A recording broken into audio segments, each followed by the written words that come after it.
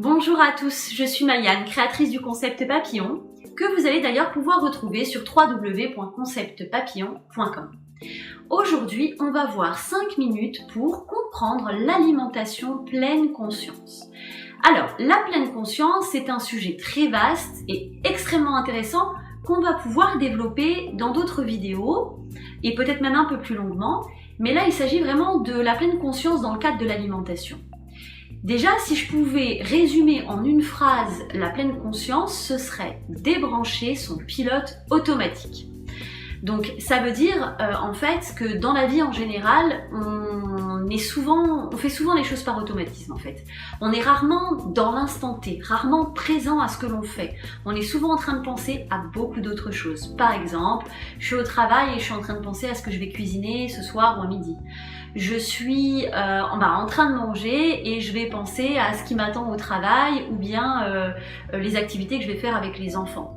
Voilà, donc en fait, on est très rarement complètement conscient de ce qu'on fait. Et donc, la pleine conscience, elle va servir à ça, elle va servir à essayer de se donner du temps pour soi et pour les choses qu'on est en train de faire. L'alimentation pleine conscience, elle a évidemment beaucoup de bienfaits, mais elle va avoir un bienfait particulier qui est la favorisation de la perte de poids. Je ne dis absolument pas que la pleine conscience est un régime, ce n'est pas un régime, c'est plutôt un peu un mode de vie, c'est quelque chose qu'on peut instaurer dans sa vie très facilement, qu'on peut faire partager avec les enfants, c'est juste que ça favorise, je vais vous expliquer pourquoi.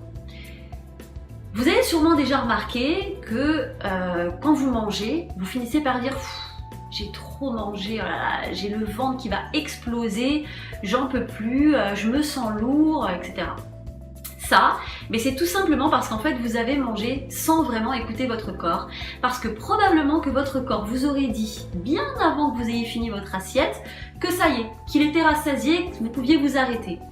Eh bien, lorsque vous mangez en pleine conscience, c'est ça qui se passe. Si votre corps en a assez, eh bien, vous allez le savoir parce que vous allez être en train de vous écouter.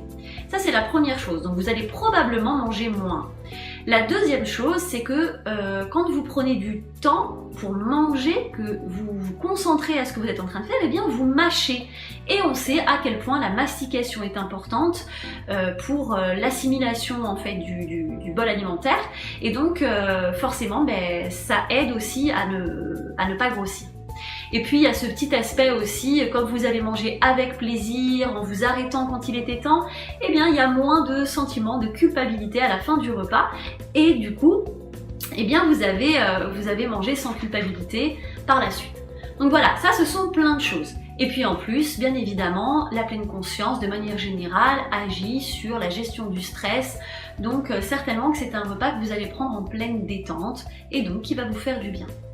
L'idéal, ça serait d'essayer de vous instaurer une habitude. C'est-à-dire, idéalement, si vous arrivez à faire un repas ou à manger un aliment par jour en pleine conscience, c'est fantastique.